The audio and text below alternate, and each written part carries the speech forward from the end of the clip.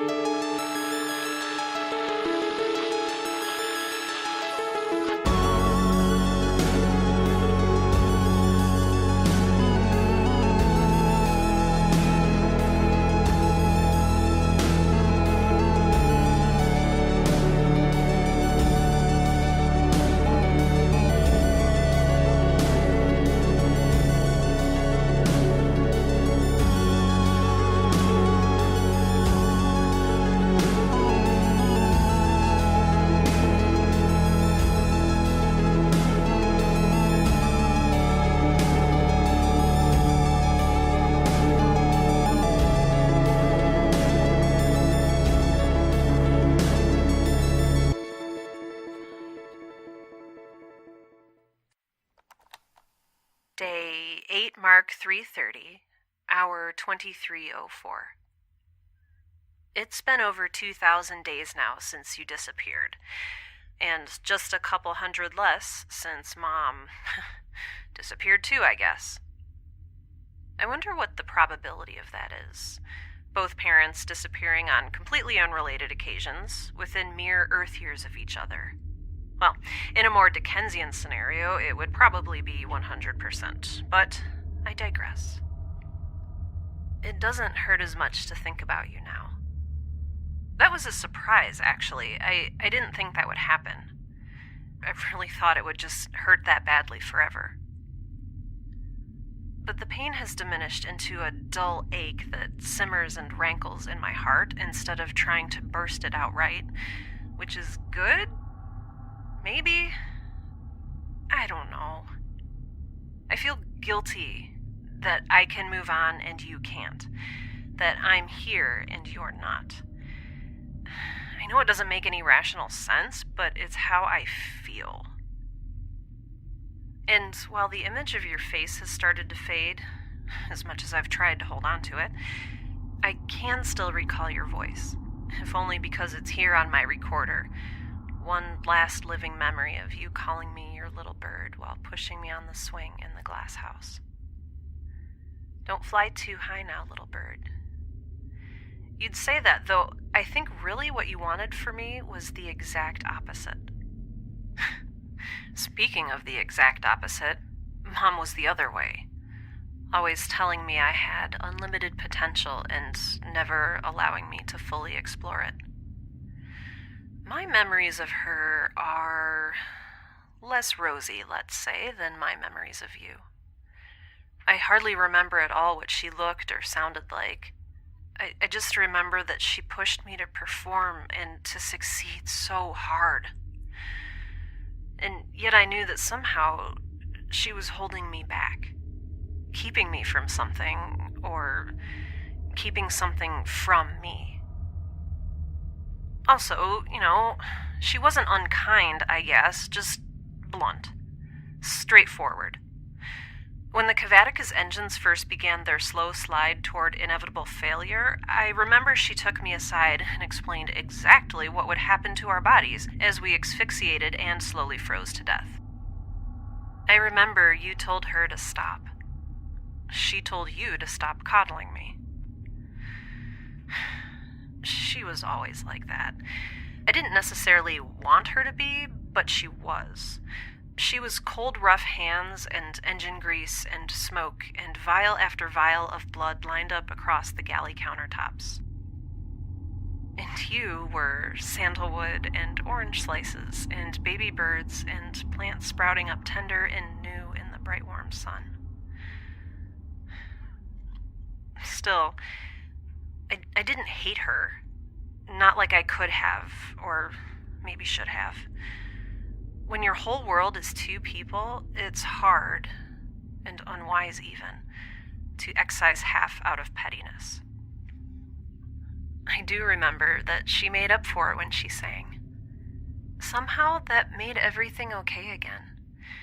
It reminded me that there was beauty inside of her, too, even if she kept it locked up and jealously guarded like a golden bird in a cage. I used to think that I took after you and only you, with my dark hair and eyes and skin and affinity for green growing things. My stupid laugh. My inability to sing. But recently, I've noticed more of her in the things I do, slipping through the crenellations of my brain like insidious black dye. Her ambition, her calculating mind, her dismissal of the validity of things felt and dreamt, her impatience, her intolerance, her ability to create a vast emotional distance. Even now, my hands are cold and rough from work. It worries me. I'm so afraid that if I become her, I'll lose what's left in me of you. I'll begin to do the things that she did, make the sacrifices she made, the excuses. I'm not ready for that.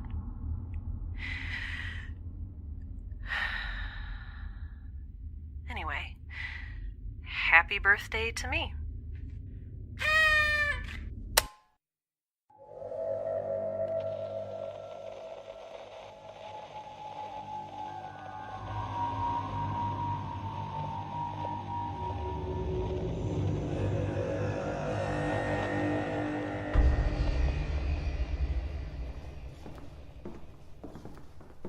Day 10 Mark 318, hour 4:45. We're moving. Me and Kai and Thor through the hallways toward my parents' suite. Thor says she found a body. I don't even know what to think about that, other than this immediate need to see it because I think I know whose it is. I'm not thinking yet about how I'm going to deal with it. I still have a few minutes before we get there, before all of the unreal possibilities harden into one finite reality. Schrodinger's corpse. Maybe I shouldn't be making jokes. Is that tacky? I have no idea. Speaking of tacky, Charlotte's not with us. I don't know where she is. I haven't seen her since I left her glitching out in the glasshouse pod. Part of me needs her to be here, to confirm that all of this is real. I mean, even though I know Charlotte lies to me all the time. Maybe that's what I want right now. Lies. Or maybe I just want to see how she reacts to something irrevocably true. Thanks for getting here so quickly. The counselor's on his way, and I wanted a few minutes to touch base without him breathing down our necks. No prob. At 0424, Officer Thorson successfully entered and began reconnaissance of this pod. It's one of 2 residential cabins, and... Jeez, what'd you do? Bomb your way in? Yes, Chance. I used a bomb and no one noticed. And it did absolutely 0 hull damage. I think it is safe to assume she used that pneumatic drill over there. It's sad when the killbot's more reasonable than you, Chance. At 0429, Officer Thorson radioed me that she had discovered a body in one of the interior rooms of the pod. I sent for Dr. Keene, who's in there now, deciding whether a quarantine is necessary. Who is it? The body. We don't know yet, X. You can go in once we get the all clear from Dr. Keene, okay? Yeah, okay. All right, Thor, you'll debrief the counselor here with me when he arrives. Chance, you're with Dr. Keene. Do whatever she tells you to do. Kai, you'll accompany X once we're cleared. Understood? Yes, sir. Yes, sir. Roger that. Good, because here he comes. I hear our persistence has at last borne fruit. Good work, Officer Thorson. Captain Chen, has the identity of the body been confirmed?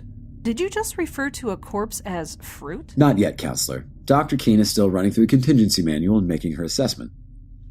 No matter. The specimen is wearing a vacuum suit, and Officer Kai won't be affected by whatever's in there. You there. Go inside and identify the body so that we can all get on with our day. If I were the type of person to take orders, I would take them from Chen. Maybe. But I'm not, so I'm just gonna wait until Dr. Keene says there's no risk of me contracting the screaming space madness, and... Officer Kai, escort the specimen inside the pod. If she continues to hinder rather than help our efforts, shoot her. And take your weapon off of the stun setting first. Is that necessary, sir? She's unarmed. It's necessary if I say it is necessary, officer. You know what? Screw this. I choose to go inside. Come on, Kai. Watch your step, X. Anything looks off, get out of there. Okay. I can go in with them and make sure Dr. Keene... That won't be necessary. No use in you risking contamination, Officer Chance. Yes, sir. Ready? Yeah. Officer Thorson, I hear you also have a theory regarding the crashed fighter ship. Ah, that guy sucks. He's just doing his job, same as we are. Right. Okay. So I'm walking into my parents' suite. With the exception of my visit to my mother's study, it's been, thousands of days since I was in here. Though at the same time, it feels like just yesterday. You visited your mother's study? What? No. Lots of rubble in here by the entryway. I can see why Chance thought a bomb had gone off.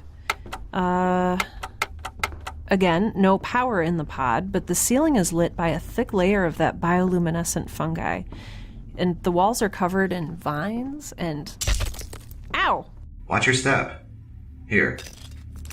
Thank you. Stupid vacuum suit. Anyway, the flora is surprisingly rich and complex throughout the hallway, and there's an abundance of blue-green spores floating through the air toward us. As if... As if what? Never mind. Up ahead is the entrance to the sitting room. We're entering it now. The couch and armchairs are still arranged around the old coffee table, which is still piled high with books. But some kind of bright green vine is growing over it all, originating from a torn, moldy back cushion of Dad's armchair. I'll have to take a sample of it on my way back out. Otherwise, all their stuff, lamps, vases, auxiliary food storage, bookcases, everything's in its place. Just like the furnishings in, well, what used to be my quarters. It's everything anyone could ever want. Everything Caldwell Enterprises could provide. To the left is the door to my mother's study, which I definitely haven't been inside of recently, and to my right is the door to my father's office. Both are shut and presumably locked. Straight ahead is the door to their bedroom, which is open. I'm guessing that's where we'll find Dr. Keene. The bioluminescent spores seem to be floating along a soft air current, though I can't feel it from inside my suit. The spores appear to be non-toxic, though this time I can make no guarantees. I understand that this may be emotionally taxing for you. Are you ready? Yeah. Thank you for asking. Dr. Keene? What are you doing in here? The counselor insisted. Oh my gosh. It's... okay. It's okay. I'm okay. Focusing on cataloging and reporting, putting emotions aside. So, it's a nice large room with a bed and a wardrobe. And nope, I can't do this. It's her. She's here. This whole time, she's been right here. Dr. Keene, I had no idea she was in here. I swear. I'm just...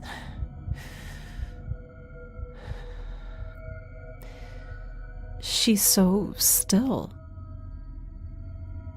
She's just lying here in bed, face up, her eyes closed, her hair all spilled across the pillow, this weird little smile fixed on her face. All across her skin is this... She's covered in thousands of slender stalks of that bioluminescent fungi, like a miniature glowing forest. Her body seems to be the source of the fungi that are covering the ceiling throughout the pod. But it's her. It's everything she ever was. She's wearing what she always wore, an engineering jumpsuit with black boots and her tool belt, except her sleeves are pushed up and some of the fungus has ruptured through the fabric over her chest. And what are those? Did you put those in, Dr. Keene? No, I'm trying to figure that out myself. They're hidden in the dense growth of the fungi, but they look like the IVs that the Caldwell Enterprises people put into my wrists. There's one in each of her forearms, and they're not clear, they're black. And oh, there are two more. Look! In her temples, hidden by her hair and those dense clumps of hard black stuff. There's one more at the base of her neck as well. What are they for? Is she still alive? She doesn't look like she's dead. She looks exactly the same as I remember her. Preserved, pristine. I mean, beneath all the fungus. I don't know. She's not registering any heart, respiratory, or brain activity. But I've never seen... It's thoughtware. What? Augmented consciousness. Wetware. She must have been trying to install something and never woke up. What would she have been trying to install? Any number of things. The IVs hook up to the console over here, but with the power dead, it'll be hard to tell. That's not possible. What? It works, but the power is dead in this pod. Look, it's not even plugged in. This doesn't make any sense. I'm powering the Cavatica's 3 active pods with the hydroponic system in the glass house. Could something similar be happening here? Maybe. I guess what I'm asking is, could she be powering it? I mean, could the IVs be output instead of input? I don't know. The electromagnetic output of a typical human being would barely be enough to power one of those lamps, let alone this console. What have you got for us, Kai? The counselor is anxiously awaiting a report. Would you like to? It's her. It's my mother. All right. X, do you want to stay in there a while longer? Call off the search for Dr. Rousseau and renew the investigation into the jettisoned escape pod. I don't know. What am I supposed to want? What's normal? Whatever makes you comfortable. If you change your mind later, you can always come back. This is weird. I'm a foot away from her, and she can't tell me I'm not good enough. She can't say anything. Okay, I want to go. But she'll be here later if I want to come back? Yes, I promise. All right. Coming back toward you. Roger that.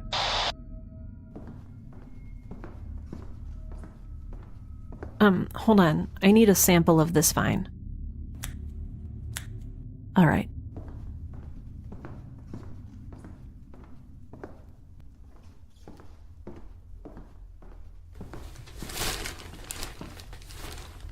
Officer Kai, you may now take the specimen for decontamination and await further orders in the Enforcer One's infirmary. I notice your weapon is still set for stun. You will want to remedy that before I see you again. Roger that. The appropriate response is yes, sir, or yes, counselor. Do you also need to be decontaminated? No, sir. Good. Take her away. Wait. X, are you okay? I think so. You don't look like it. I said, take her away. Sir, she just saw her mother's dead body. Don't you have any idea what that feels like? Have some compassion. Captain Chen, perhaps you have forgotten that this thing before you is not, in fact, a human being, that it in fact has no parents, that it is a product of not only gross and unchecked experimentation, but willful disobedience, and both the physical and intellectual property of Caldwell Enterprises. I'm right here. If you cannot keep a level head over a scientific aberration, the Council will be forced to question your placement on this task force, and any future placements as well. It would be a shame to lose you, but there are many young recruits eager to take your place, recruits who are more closely aligned with Caldwell Enterprises' mission, vision, and values. Is that clear? Yes, sir. Good. That's a demerit on your record, of course, but I'm glad you're capable of seeing reason. Oh, before you go, Officer Kai, can you tell me what your weapon is set for? It's set for kill, sir. Good. Dismissed. Now, I am going to have a word with Dr. Keene about her findings, and when I return, you and I are going to discuss the fundamentals of the chain of command.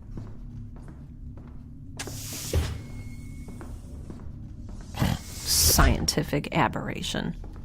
That council dude has a sickeningly narrow definition of human being. I understand the feeling. Most people who meet me think I'm some kind of robot. Oh my gosh, that is super rude. Also, are you not some kind of robot?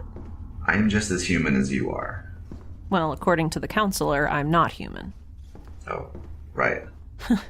So I'm a scientific aberration who looks human, and you're a human who looks like a scientific aberration. Is that about right? I guess that sums it up pretty well. So this is probably also extremely rude, but I know you don't need oxygen, and you've indicated that your vision isn't exactly organic. What happened to you? Or were you born like this? Can I know? I'm not asking to be mean or anything. No, I don't mind. Will you share why the counselor keeps referring to you as a specimen? Totally. All right. I've been with Caldwell Enterprises my entire career. When I was younger, I was very good at my job. I climbed the ranks quickly and was assigned to increasingly complex projects. Eventually, and perhaps inevitably, there was an accident. This is all very vague. Do you not like talking about yourself? No. Or at least, I'm not used to it. You can stop if you want. No, that's all right. This is good. Probably. The accident destroyed the majority of my organic tissue, though I had been wearing a newly engineered helmet that managed to keep my brain functional and intact. Several portions of my spine had survived as well.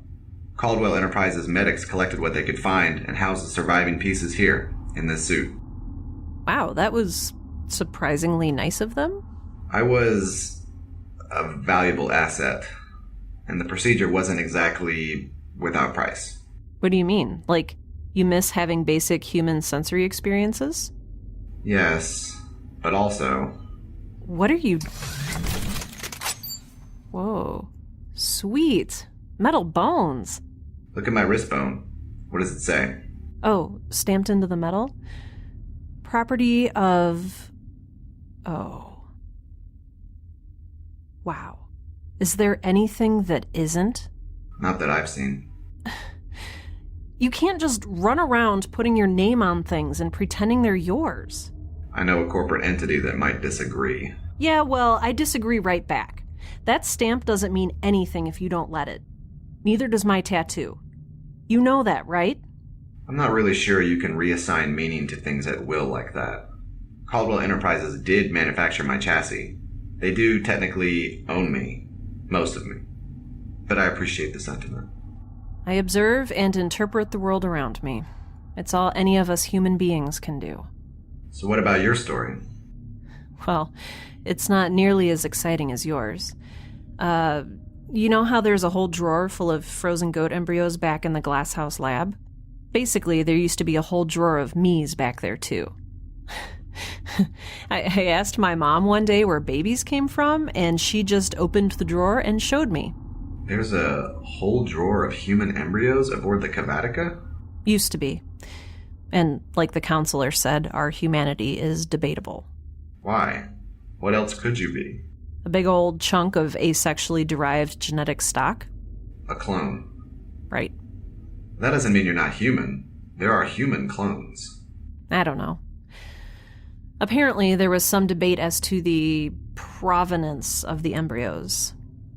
Where they came from. I mean, where we came from. Or what we had been subjected to. I mean, I think it's at least part of the reason I can't exist outside of the light of Ra. As for the counselor's stupid jerk-face attitude, my dad told me once that not everyone back on Earth was okay with clones. And in fact, human cloning had been declared illegal just before he and my mom left. I guess people were buying and selling clones and harvesting their organs and using them for slave labor and stuff. I don't know. You would probably know better than I would. I've heard rumors. Oh. And I guess even after the ban, he said there was this huge debate as to whether the existing clones had equal rights. I mean, whether they were considered true specimens of the species, whether they had souls or whatever, or whether they were a violation of human dignity. Obviously, the counselor believes I'm the latter. Well, you look human to me. Thanks. And you look human to me. Thank you. So, just to alleviate any future awkwardness, if I were to offer you some delicious cheese... I would not be able to eat it, but I would appreciate the offer. Good to know.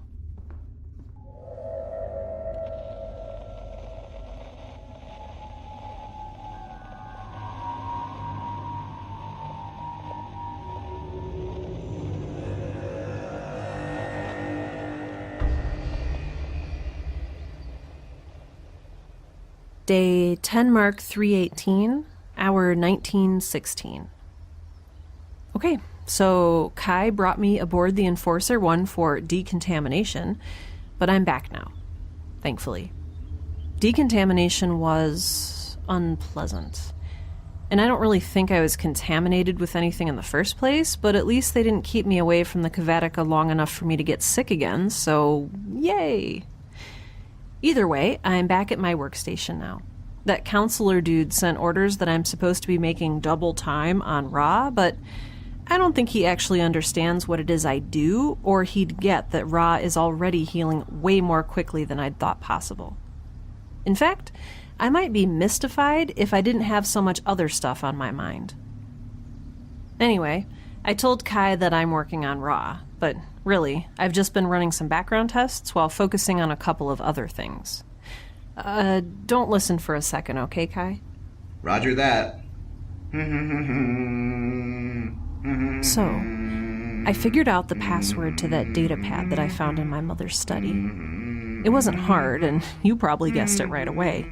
6 alphanumeric characters plus Charlotte's otherwise unaccountable spaz attack? Duh. Find me.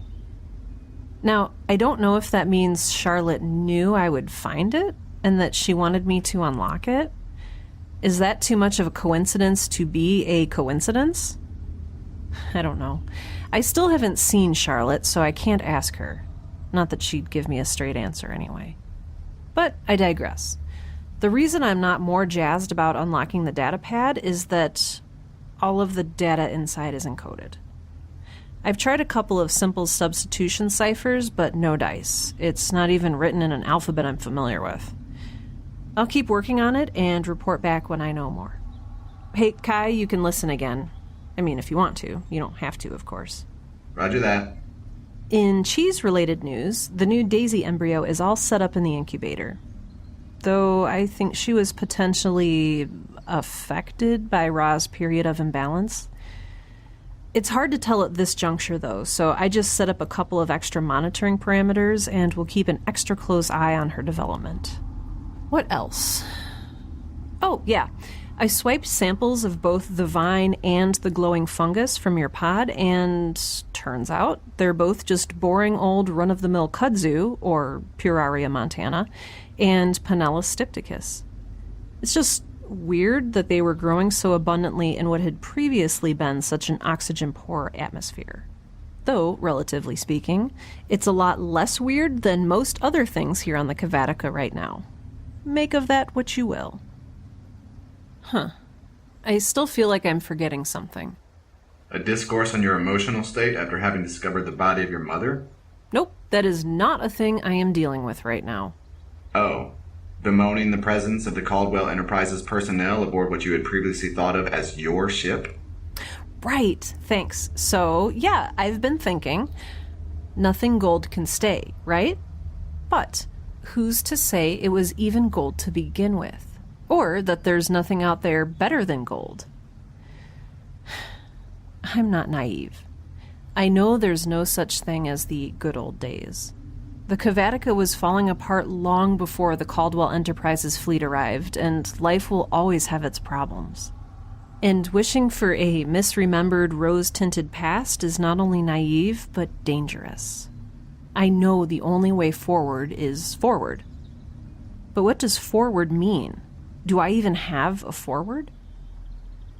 What's forward for you, Kai? I've been thinking about that whole chain of command thing that Chen told me about. The pack structure that Caldwell Enterprises makes you follow to ensure your obedience and safety? What about it? Okay, so Chen has a forward. He could one day supplant the alpha figure, the counselor, who's all elderly and frail and also a stupid jerkface. But what about you? You're beneath Chen in the pack structure, but it seems like you're friends. Or at least you wouldn't want to tear out his throat to supplant him. Correct. Okay, so for you, forward is with Chen, not against him. See, I'm working on this idea of moving forward with and not against things. What do you think? I think you've discovered politics. So, you're going to give in and play ball with the counselor? Something like that, yeah. What? Nothing. You were looking at me weird. I was not. You were. You have no idea what I was looking at. In fact, you know that I don't even have eyes. I felt it. Oh my gosh, and now you're rolling your non-existent eyes. This is ridiculous. Find me. Find me. Find Oh my me. gosh. Find me. Charlotte, Find where me. were you? Find me. Never mind. Find me. I think she wants us to find her. Find me. Very astute. Find me. Find Charlotte, me. where Find me. where do we Find need to me. go? How Find can we me. find you? Find me.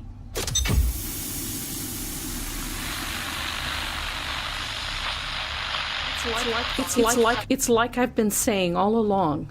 The children are the key. But I need your help. The station can't survive another incident. Please. I know you're out there. Find me. Find me. Find me. Find me. Find me. Oh my gosh. That was less than helpful. She's not rebooting. No, this whole time, I know where to go.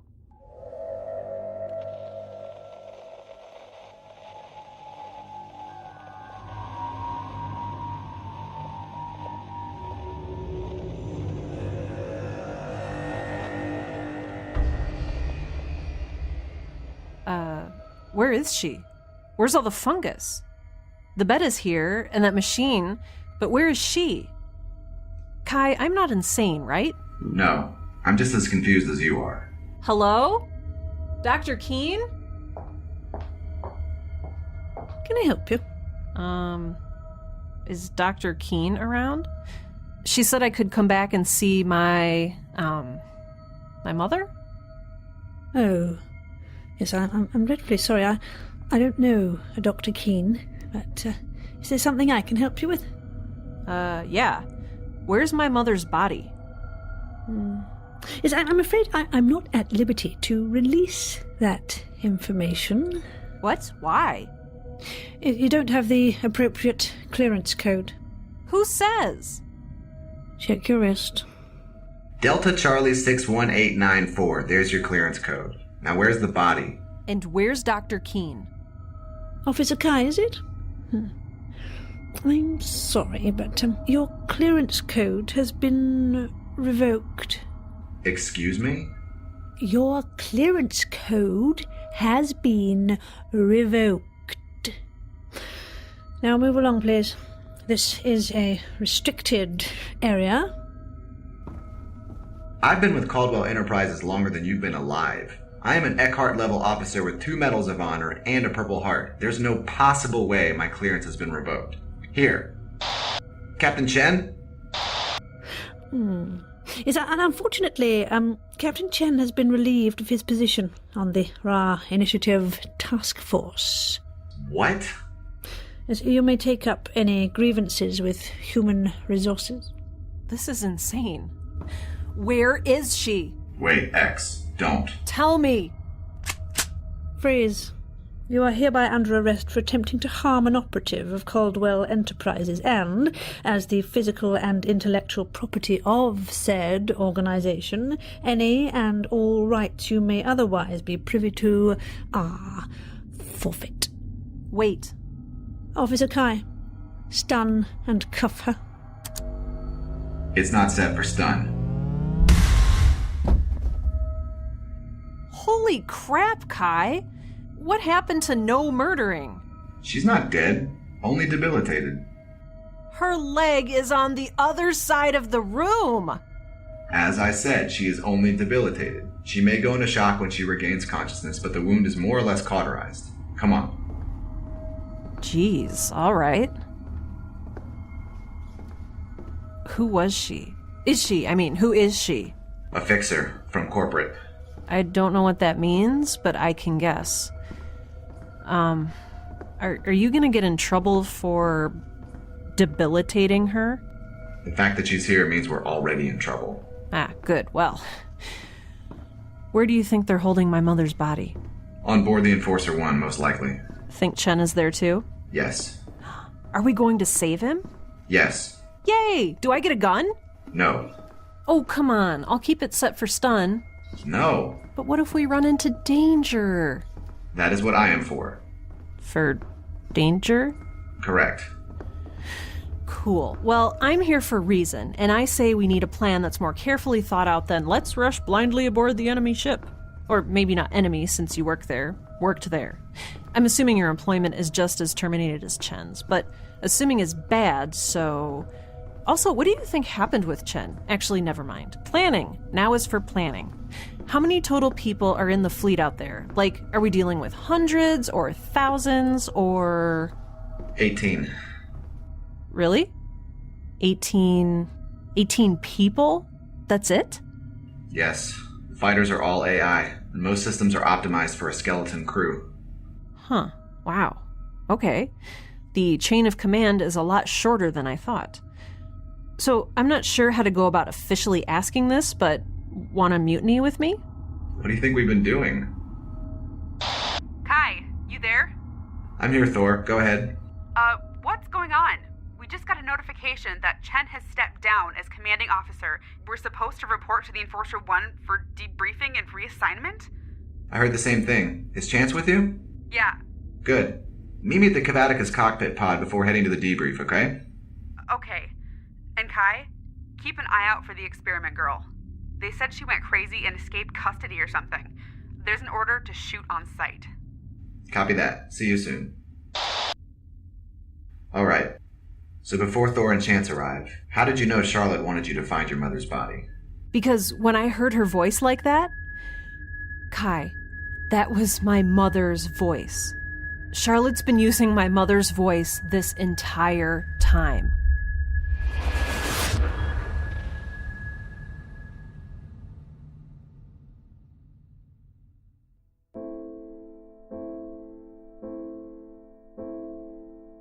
Support for the Girl in Space podcast is made possible by listeners like you. You can help keep the show going, get sweet merch, and access bonus episodes for as little as $2 a month when you become a patron on Patreon. Visit patreon.com/girlinspace to check out exclusive rewards for patrons and make your pledge. For credits and a full transcription of this and other episodes of Girl in Space, please visit girlinspacepodcast.com. Girl in Space is a member of Fate Crafters Studios and a production of Right Now, LLC. If you're interested in creative writing, be sure to check out my other show, Right Now. That's right, like WRITE, because puns. Looking for something to tide you over until the next episode of Girl in Space comes out? Check out fatecrafters.com, where blogger White Noise offers news, reviews, and interviews from the world of audio drama podcasting. There you'll find spotlights, behind-the-scenes information, and interviews with some of your favorite podcasters. And if you're interested in starting your own show, there's even a Audio Drama 101 tutorial. You'll find it all at fatecrafters.com, which, incidentally, is the network that Girl in Space is proud to be a member of.